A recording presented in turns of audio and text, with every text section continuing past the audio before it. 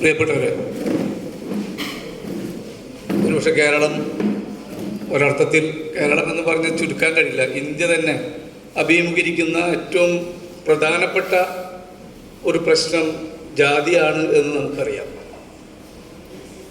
ഒരുപക്ഷെ ലോകമഹാത്ഭുതങ്ങളിൽ ഒന്ന് എന്ന് പറയുന്ന ചൈനീസ് വൻമതിലിലും വലിയ മതിൽ, ജാതിയുടെ മതിൽ നേരിട്ട് കാണാതെ തന്നെ നമ്മൾ അനുഭവിക്കുന്നുണ്ട്.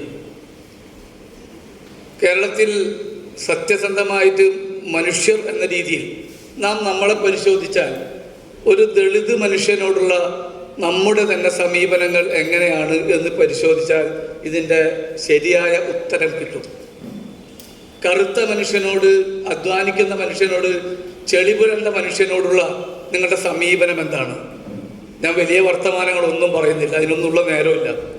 ഒരു ബസ്സിൽ കയറിയാൽ ആ ബസ്സിൽ ഒരൊറ്റ സീറ്റിൽ നിങ്ങൾ ഇരിക്കുമ്പോൾ ഒരു കറുത്ത മനുഷ്യനും ഒരു വെളുത്ത മനുഷ്യനും വന്നാൽ നിങ്ങളുടെ കൂടെ ആരിക്കണമെന്നാണ് നിങ്ങൾ ആഗ്രഹിക്കുന്നത്. ഒരു ബസ്സിൽ കയറിയാൽ ഒരു സീറ്റ് കിട്ടിക്കഴിഞ്ഞാൽ ആ സീറ്റിൻ്റെ 50% ഇരിക്കുന്ന നമ്മൾ മറ്റൊരാൾ കടന്നു വന്നാൽ ബാക്കി 20%-ൽ ഇരുത്തുകയുള്ളൂ. എന്നിട്ട് നാം ജനാധിപത്യത്തെപ്പറ്റിയും ജാതീയതയെപ്പറ്റിയും നിരന്തരം സംസാരിച്ചു കൊണ്ടേയിരിക്കും. ഏറ്റവും പ്രധാനപ്പെട്ട ഒരു കാര്യം, നമ്മുടെ കുടുംബത്തിനകത്ത്, ഞാൻ മറ്റു വിഷയങ്ങൾക്ക് പോകുന്നില്ല, നമ്മുടെ കുടുംബത്തിനകത്ത് എത്ര വലിയ ജനാധിപത്യമാണ് നമ്മൾ പുലർത്തുന്നത്. ഒന്നിച്ചിരുന്ന് ഒരു വൈകുന്നേര വർത്തമാനത്തിനിടയിൽ ഭാര്യ നിങ്ങളൊരു ചായ ഉണ്ടാക്കി കൊണ്ടുവരുമോ എന്ന് ചോദിച്ചാൽ തകർന്നു വീഴുന്നതിൻ്റെ അപ്പുറത്തുള്ള എത്ര വിപ്ലവ ബോധമാണ് നമ്മളെ നയിക്കുന്നത്. എന്ത് ഗുരു പറഞ്ഞ സോദരത്തേനെയാണ് നമ്മുടെ വീടിനകത്ത് പ്രവർത്തിക്കുന്നത് എന്നത് ഒരു പ്രധാനപ്പെട്ട ചോദ്യമാണ്. ഒരുപക്ഷെ നമുക്ക് എൻ്റെ ഇന്നേ വരെയുള്ള ചെറിയ വായനയിൽ ഒരുപക്ഷെ കേരളത്തിൻ്റെ പ്രതിരോധത്തിൻ്റെ കുന്തമുനയായി നമുക്ക് ഉപയോഗിക്കാൻ പറ്റുന്ന ഒരാളുടെ പേര് ശ്രീനാരായണ ഗുരുവാണ് എന്നാണ് ഞാൻ തിരിച്ചറിയുന്നത്. അത് ഗുരു ഉയർത്തിയ എല്ലാ ചിന്തകളിലും ആത്യന്തികമായി മനുഷ്യനും മനുഷ്യൻ്റെ സമത്വവും മുന്നിട്ട് നിന്നിരുന്നു. അതുകൊണ്ടാണ് ഗുരു എന്നത്. തീർച്ചയായിട്ടും ആധുനിക ജനാധിപത്യത്തെ പറ്റിയോ ആധുനിക സെക്യുലറിസമോ ഒന്നുമല്ല ഗുരു പ്രയോഗിച്ചതെങ്കിലും, അതൊന്നുമല്ല. പക്ഷെ അത് പ്രയോഗിക്കുമ്പോൾ ഗുരുവിനുണ്ടായിരുന്ന ആഴം നമ്മൾ തിരിച്ചറിയണം. അത് ഞാൻ ഈ പറഞ്ഞ സോദരത്തേന എന്ന് പറയുന്ന ഒരു വലിയ ആശയമാണ്. മാത്രമല്ല ഗുരു ഇപ്പോൾ 2 എഴുത്തുകാർ അത് എഴുതുന്നത് ഞാൻ കണ്ടു. ഗുരു ശിവപ്രതിഷ്ഠ കഴിഞ്ഞ് പാറപ്പുറത്ത് വന്നിരിക്കുമ്പോൾ, ശിവപ്രതിഷ്ഠ ഗുരു നടത്തുന്നത് മറ്റൊന്നിനും വേണ്ടിയല്ല, അവിടുത്തെ ഈഴവരായ മനുഷ്യർ ഞങ്ങൾക്ക് ആരാധിക്കാൻ ഇടമില്ല, അതിനെന്താണ് ഞങ്ങൾ ചെയ്യുക എന്ന് പറഞ്ഞപ്പോൾ എങ്കിൽ നമുക്ക് പ്രതിഷ്ഠ നടത്താമെന്ന് പറഞ്ഞുകൊണ്ടാണ്. നമ്മൾ ചിന്തിക്കേണ്ട കാര്യം, ഗുരു ഒരിക്കലും ക്ഷേത്രപ്രവേശനത്തെ പറ്റി പറഞ്ഞിട്ടേയില്ല. സമാന്തര പ്രസ്ഥാനങ്ങൾ, സമാന്തരമായ ക്ഷേത്രങ്ങൾ, സമാന്തരമായ വിദ്യാലയങ്ങൾ, സമാന്തരമായ വായനശാലകൾ, സമാന്തരമായ വ്യവസായങ്ങൾ എന്നാണ് ഗുരു പറഞ്ഞുകൊണ്ടേയിരുന്നത്. ബ്രാഹ്മണ്യത്തെ തകർക്കുക എന്ന അജണ്ടയെ അത് അംബേദ്കർ ചെയ്തതുപോലെ മനുസ്മൃതി കത്തിക്കുകയല്ല, വളരെ നിശബ്ദമായി, വളരെ നിസ്സംഗമായി ലോകത്ത്, ഇന്ത്യയിൽ, പ്രത്യേകിച്ച് ഇന്ത്യയിൽ ഇങ്ങനെ ചെയ്ത ഒരാളെ നിങ്ങൾക്ക് ചരിത്രത്തിൽ കാണാൻ കഴിയില്ല. ബ്രാഹ്മണ്യത്തിന് മാത്രം അർഹതയുണ്ടായിരുന്ന പ്രതിഷ്ഠ നടത്തിക്കൊണ്ട് ഗുരു ഇന്ത്യയിൽ നിലനിൽക്കുന്ന ബ്രാഹ്മണ്യത്തിൻ്റെ മുഖത്ത് ആഞ്ഞടിക്കുമ്പോഴും ഗുരു ചിരിക്കുകയായിരുന്നു എന്നുള്ളതാണ്. അവിടെയാണ് ആദ്യത്തെ 1888 പ്രതിഷ്ഠ നടക്കുന്നത്. ആ പ്രതിഷ്ഠകൾ നടന്നു കഴിഞ്ഞതിന് ശേഷം പാറപ്പുറത്ത് വന്നിരിക്കുന്ന ഗുരു, ആ ഗുരു പുറത്തേക്ക് നോക്കുമ്പോൾ, ഇപ്പോൾ ഞാൻ 2 എഴുത്തുകാർ, നിങ്ങൾ പുസ്തകങ്ങൾക്ക് താല്പര്യമുണ്ടെങ്കിൽ എഴുതി നോക്കാം, ഗുരുവിൻ്റെ ജാതി, ജാതിയുടെ ഗുരു എന്ന് പറയുന്ന ഒരു പുസ്തകം. ആ പുസ്തകത്തിൽ അത് വന്നിട്ടുണ്ട് നന്നായിട്ട്. ഗുരു പാറപ്പുറത്ത് വന്നിരിക്കുമ്പോൾ ഗുരു പുറത്തേക്ക് നോക്കുകയാണ്. പുറത്തേക്ക് നോക്കുമ്പോൾ അങ്ങ് മാറി 2 കുട്ടികൾ നിൽക്കുന്നു. ആ 2 കുട്ടികളെ ഗുരു അരികിലേക്ക് വിളിച്ചു. അപ്പം കൂടെ ഇരിക്കുന്ന ഈഴവരായ മനുഷ്യർ പറഞ്ഞ് അവർ ദളിതരാണ്. ദളിതർ എന്ന വാക്കല്ല, ചെറുമക്കൾ എന്ന വാക്കായിരിക്കാം ഉപയോഗിച്ചത്. ഗുരു ആ കുഞ്ഞുങ്ങളെ ചേർത്ത് പിടിച്ചു. 6 കണ്ണുകളിൽ നിന്ന് കണ്ണുനീർ വീണു എന്നാണ്. ഗുരു അന്വേഷിച്ചത് താൻ ഒരു ഉന്നതനായ ജാതിക്കാരനാവാനല്ല, മനുഷ്യനെ കണ്ടെത്താനുള്ള പ്രവർത്തനങ്ങളാണ് ഗുരുവിൻ്റെ ജീവിതത്തിലെമ്പാടും. ഗുരു പറയുന്നുണ്ട്, വടക്കംപറവൂരിലെ ഒരു ക്ഷേത്രത്തിൽ തേവൻ എന്ന് പറയുന്ന തെറ്റരുത്, തേവൻ എന്ന് പറയുന്ന ഒരു ദളിതൻ സഹോദരനയ്യപ്പന്റെ സഹായത്തോടു കൂടി ക്ഷേത്രത്തിൽ കയറിയ ദിവസം ഗുരു പറയുന്നത്, ഇന്നാണ് ദേവൻ വാക്ക് മാറി, ദേവൻ എന്നതിന് പകരം ദേവൻ, ദൈവം ക്ഷേത്രത്തിൽ കയറിയത്. ഇവിടെ ഗുരു നോക്കിയത് മുകളിലോട്ടല്ല, ഗുരു ആ കാര്യമായി നോക്കിയത് കീഴോട്ടാണ് എന്ന് കേരളത്തിലെ ഈഴവ കമ്മ്യൂണിറ്റിക്ക് പോലും അറിയില്ല. തീർച്ചയായും 903 SNDP ഉണ്ടാക്കുമ്പോൾ ഗുരുവിന് ഒരു ലക്ഷ്യമുണ്ട്. പക്ഷെ 911 ആ ലക്ഷ്യം ശരിയുമാണ്. അത് വിശദീകരിക്കാൻ പറ്റിയ സമയമല്ല. 911 ഗുരു തീർത്ത് പറയുന്നുണ്ട്, ഇത് മനുഷ്യരുടെ സംഘമാകണം. അവിടെയാണ് ഗുരു SNDPയുമായി തെറ്റുന്നത്. ഞാനതിന് SNDPയെ പാടക്കുറ്റം പറയുന്ന ആളല്ല, അത് നമുക്ക് തർക്കിക്കാതെ ആരല്ല. അങ്ങനെ ചില നിൽപ്പും കൂടിയില്ലായിരുന്നെങ്കിൽ കേരളത്തിലെ ഈഴവ സമൂഹം ഇന്നത്തേക്ക് ഉയർന്നു വരില്ലായിരുന്നു. അതൊരു വേറെ രാഷ്ട്രീയമാണ്. പക്ഷെ ഗുരു അതിനോട് യോജിച്ചില്ല.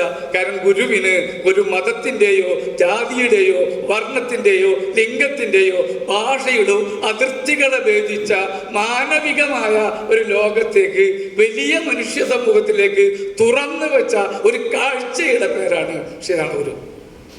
ഗുരു.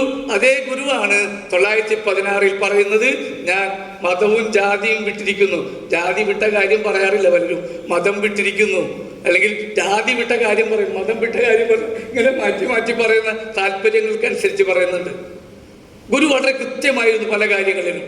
ഇപ്പൊ 914 നടക്കുന്ന അദ്വൈതാശ്രമത്തിൽ വെച്ച് നടക്കുന്ന ഒരു ചർച്ചയുടെ അധ്യക്ഷൻ ഗുരുവാണ്. ഗുരുവിനെ നമുക്ക് തിരിച്ചറിയാൻ വലിയ ബുദ്ധിമുട്ടൊന്നുമില്ല. ഞാൻ ഒരു വിഷയത്തിൽ നിൽക്കാന്ന് വെച്ചിട്ടാണ്. ഗുരുവിനോട് പറയുന്നുണ്ട്, ഗുരുവിനോട് വന്ന അവിടെ ഒരു ഡിസ്കഷൻ നടക്കുന്നു. ഡിസ്കഷന്റെ അധ്യക്ഷൻ ഗുരുവാണ്. അവിടെ വെച്ച് കുഞ്ഞിക്കണ്ണൻ എന്ന് പറയുന്ന വാഗ്ബടാനന്ദൻ, കുഞ്ഞിക്കണ്ണൻ എന്നാണ് അദ്ദേഹത്തിന് ശരിക്കുള്ള പേര്, അവിടെ വെച്ച് നിശിതമായി ഗുരുവിനെ വിമർശിക്കുന്നു. നിശിതമായി. അതിനു മുമ്പ് ബ്രഹ്മാനന്ദ ശിഖയോതി പറയുന്നുണ്ട്, ഈഴവന്റെ ജ്ഞാനക്കണ്ണ് കുത്തിപ്പൊട്ടിച്ച ശ്രീനാള ഗുരുവാണ്, എന്തിനാണ് ഈഴവന്റെ ദൈവം എന്ന് ബ്രഹ്മാനന്ദ ശിഖയോതി പറയുന്നുണ്ട്. അദ്ദേഹത്തിന്റെ പ്രിയ ശിഷ്യനാണ് വാഗ്ബടാനന്ദൻ. വാഗ്ബടാനന്ദൻ അവിടെ വെച്ച് പറഞ്ഞു, എന്തിനാണ് ഈ പ്രതിഷ്ഠകൾ, എന്തിനാണ് ഈ ദൈവങ്ങൾ എന്നുള്ള രീതിയിൽ അതിനിശിതമായി വിമർശിക്കുന്നു. ഗുരു എഴുന്നേറ്റ് നിന്ന് പറയുന്നു, ഇത് ചില പാഠങ്ങളാണ്, കുഞ്ഞിക്കണ്ണൻ പറഞ്ഞതിൽ ശരിയുണ്ട്. അതിനുശേഷം ഗുരുവിന്റെ ഒരു ശിഷ്യൻ പറയുന്നു, പ്രതിഷ്ഠയുടെ അനിവാര്യതയെക്കുറിച്ചൊക്കെ ഗുരുവിൻ്റെ ഒരു ശിഷ്യൻ വിശദമായി പറയുന്നു. അപ്പോഴും ഗുരു പറഞ്ഞു, എൻ്റെ ശിഷ്യൻ പറഞ്ഞതിലും ശരിയുണ്ട്. അദ്ദേഹത്തിൻ്റെ പേര് ഞാൻ മറന്നുപോയി. അപ്പം എല്ലാവരും കൂടി ചോദിച്ചു, അല്ല ഗുരു, ഇത് രണ്ടും കൂടി എങ്ങനെ ശരിയാകും എന്നുള്ളതിന് ഗുരുവിൻ്റെ മറുപടിയാണ് ഇന്നത്തെ നമുക്കുള്ള മറുപടി. ജ്ഞാനികൾക്ക് കുഞ്ഞിക്കണ്ണൻ പറഞ്ഞതും അജ്ഞാനികൾക്ക് എൻ്റെ ശിഷ്യൻ പറഞ്ഞതും ശരിയാണ് എന്നാണ്. ഇത് ഇത്തരത്തിൽ ഗുരുവിനെ നമുക്ക് നേരല്ല ആഴത്തിലേക്ക് പരിശോധിക്കുമ്പോൾ തോറും എത്ര കൃത്യമായാണ്. ഗുരുവിനോട് വന്നൊരാൾ പറയുന്നു, എൻ്റെ വീടിനകത്ത് എല്ലാ ദിവസവും കല്ലേറ് നടക്കുന്നുണ്ട് കുട്ടിച്ചാത്തൻ്റെ, അത് നിങ്ങളുടെ വിശ്വാസമായിരിക്കാം, അത് തെറ്റായ ബോധമായിരിക്കാം എന്ന് ഗുരു പറയുന്നുണ്ട്. അയാൾക്ക് മനസ്സിലാകുന്നില്ല. ഗുരു ഒരു പേപ്പറിൽ കുട്ടിച്ചാത്തന് കത്തെഴുതി കൊടുക്കുന്നുണ്ട്. അതാണ് ഗുരു. കുട്ടിച്ചാത്തന് കത്തെഴുതി കൊടുക്കുന്ന, ഇത് കുട്ടിച്ചാത്തൻ വരുമ്പോൾ കൊടുത്താൽ മതി എന്ന് പറയുന്ന ഒരു ഗുരു. തെക്കൻ തിരുവിതാംകൂറിൽ നിന്ന് നിരന്തരം നടക്കുന്ന ജാതി കലാപങ്ങൾ, ഞാൻ എൻ്റെ വിശദാംശങ്ങൾ പോകുന്നില്ല, ഇതിനേക്കാൾ ഭീകരമായ ചരിത്രം 936 വരെയുണ്ട് തിരുവിതാംകൂറിൽ പോലും. എന്ന് വെച്ചാൽ തലയിൽ പുല്ലുമായി വരുന്ന പുലൈപ്പെൺകുട്ടികൾ ചാലക്കമ്പോളത്തിൽ പുല്ല് തലയിൽ വെച്ച് വെക്കണം, നിലത്ത് വെക്കാൻ അവകാശമില്ലാതിരുന്നൊരു കേരളം. എനിക്ക് തോന്നുന്നു 933 പോലും നമ്മുടെ മഹാരാജാസ് കോളേജിൽ ആൺകുട്ടികൾക്കും പെൺകുട്ടികൾക്കും ഒന്നിച്ച്, ഇന്നത്തെ പെൺകുട്ടികൾ കേട്ടാൽ അത്ഭുതപ്പെടും, പക്ഷെ ഒരേ വഴികളിലൂടെ യാത്ര ചെയ്യാനുള്ള സ്വാതന്ത്ര്യമുണ്ടായി നമ്മുടെ മഹാരാജാസ് കോളേജിൽ പോലും. കേരളത്തിൻ്റെ പഴയകാല ചരിത്രം അതാണ്, ഞാൻ അതിൻ്റെ വിശദാംശങ്ങൾ. അപ്പൊ ഗുരു എന്ന് പറയുന്നത് ഒരു പക്ഷേ ഒരു വലിയ ഐക്കണായി, ഒരു വലിയ പോരാട്ടത്തിൻ്റെ മുദ്രയായി കേരളത്തിൽ മാറേണ്ടതുണ്ട്. അത് സർവമത സമ്മേളനത്തിലൊക്കെ ഗുരു ഉന്നയിച്ച, നോക്കൂ, അതൊരു വലിയ ബ്രാഹ്മണ നിഷേധമാണ്. അന്നേ വരെ തർക്കിക്കുന്നവരെയൊക്കെ കൊന്നുകളയുന്ന നാവ് മുറിച്ച് കളയുന്ന മുറിനാവുകൾ എന്നൊരു സംസ്കാരം തന്നെ കൊണ്ടുവന്ന ശങ്കരന്റെയും ബ്രാഹ്മണ്യത്വത്തിന്റെയും അധികാരാവകാശങ്ങളെ അട്ടിമറിച്ചുകൊണ്ട് ഗുരു പറയുന്നത് തർക്കിക്കാനും തോൽപ്പിക്കാനുമല്ല, അറിയാനും അറിയിക്കാനും എന്ന മുദ്രാവാക്യത്തിന്റെ അർത്ഥം ഞാൻ നേരത്തെ പറഞ്ഞ രീതിയിൽ ബ്രാഹ്മണ്യത്തിന്റെ മുഖത്തുള്ള ആഞ്ഞുള്ള അടിയായിരുന്നു. കാരണം തർക്കിക്കുന്നവനൊക്കെ കൊല ചെയ്യപ്പെടുന്ന ഒരു സാമൂഹ്യ ഘടന ഉയർത്തിക്കൊണ്ടുവന്ന ബ്രാഹ്മണ്യത്തെ ഗുരു അവിടെ വെച്ച് നിഷേധിക്കുകയാണ്. എല്ലായിടങ്ങളിലും ജ്ഞാനമെന്ന് പറയുന്നത്, അറിവെന്ന് പറയുന്നത് ഏതാനും വിഭാഗത്തിന്റെ കുത്തകയായവർ. എന്തിന്? വർണ്ണങ്ങളിലൊന്നായ ശൂദ്രൻ തീർച്ചയായും താഴ്ന്ന വർഗമാണെങ്കിലും ശൂദ്രനുണ്ടായത് എങ്ങനെയാണ് അംബേദ്കർ വളരെ കൃത്യമായി നാരായണ ശൂദ്രനിൽ പറയുന്നുണ്ട്. ശൂദ്രൻ എന്നൊരു വർഗത്തെ, പിന്നീടും ഒരു വിഭാഗത്തെ, ഒരു വർണ്ണവിഭാഗത്തെ ബ്രാഹ്മണർ ബോധപൂർവ്വം ഉണ്ടാക്കിയതാണ്.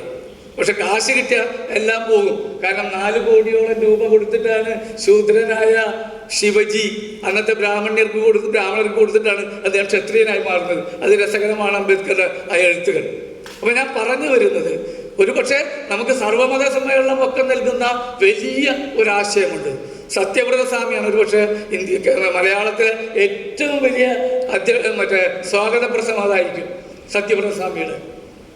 അത്തരത്തിൽ വളരെ കൃത്യമായി സർവമത സാരമേകം എന്നുള്ള മുദ്രാവാക്യം മാത്രമല്ല, ഹിന്ദുമതം എന്ന് പറയുന്ന ഒരു മതമില്ലല്ലോ. മീമാംസകരും ചാർവാകരും വൈഷ്ണവരും ശൈവരും എല്ലാം ചേർന്ന് നിൽക്കുന്ന ഒരു കൂട്ടത്തെ ഹിന്ദുമതം എന്ന് വിളിക്കാമെങ്കിൽ സാഹോദര്യത്തെപ്പറ്റി പറയുന്ന ഇസ്ലാമും, സ്നേഹത്തെപ്പറ്റി പറയുന്ന ക്രിസ്തുമതവും, അഹിംസയെപ്പറ്റി പറയുന്ന ബുദ്ധമതത്തിനും എന്തുകൊണ്ട് ഒന്നിച്ച് ചേർന്ന് നിന്നുകൂടാ? മതത്തെപ്പറ്റിയും പുതിയ സങ്കല്പം. രോഗങ്ങൾ വരുമ്പോൾ നിങ്ങൾ നിങ്ങളുടെ ശരീരത്തിന് ചികിത്സക്കായി ഹോമിയോയും ആയുർവേദവും അലോപ്പതിയും ഉപയോഗിക്കുമെങ്കിൽ നിങ്ങളുടെ മനഃശാന്തിക്കായി വ്യത്യസ്ത മതങ്ങളിലേക്ക് നിങ്ങൾക്ക് എന്തുകൊണ്ട് സഞ്ചരിച്ചുകൂടാ? ഇതുകൂടി പറഞ്ഞ് ഞാൻ നിർത്താം. അദ്ദേഹത്തിന്റെ ബാവ പലരും അങ്ങനെയാണ്. ബാവ മുസ്ലിയാർ എന്ന് പറയുന്ന ഒരു സുഹൃത്തുണ്ട്. അദ്ദേഹത്തിന് നിരന്തരമായി ഗുരുവെ വന്ന് കാണുന്നതാണ്. അദ്ദേഹം ചോദിക്കുന്നുണ്ട്, പറയുന്നുണ്ട്, ഗുരു എനിക്ക് പഴയ പോലെ വരാൻ കഴിയുന്നില്ല, ഒരുപാട് ആരോഗ്യ പ്രശ്നങ്ങളുണ്ട്. ഗുരു അപ്പോഴാണ് പറഞ്ഞത്, എന്തിനു കൂടുതൽ ആലോചിക്കുന്നത്, ശിവഗിരിയിൽ നിങ്ങൾക്ക് ഒരു പള്ളി വെക്കാമല്ലോ എന്ന്. ഇതിൻ്റെ അപ്പുറത്ത് ഒരു മതവും ഗുരുവിനെ സ്വാധീനിച്ചിട്ടില്ല. അപ്പൊ നമ്മുടെ കയ്യിൽ അയ്യങ്കാളി, അംബേദ്കർ, ഞാൻ അങ്ങോട്ടൊന്നും പോകുന്നില്ല, ശ്രീനാരായണ ഗുരു തുടങ്ങി ഇഷ്ടം പോലെ ടൂളുണ്ട്. അത് ഇന്നത്തെ സാമൂഹ്യ ക്രമത്തിനനുസരിച്ച് നമുക്ക് എങ്ങനെ ഉപയോഗിക്കാൻ കഴിയും എന്നുള്ള വലിയ ചോദ്യമാണ് നമ്മുടെ മുമ്പിലുള്ളത് എന്ന് മാത്രം സൂചിപ്പിച്ചുകൊണ്ട് നിർത്തട്ടെ. ഡേവിസ് വല്ലാതെ കഷ്ടപ്പെടുന്നുണ്ട് എനിക്കറിയാം. ഓക്കെ. അഡ്വക്കേറ്റ് കുക്കു.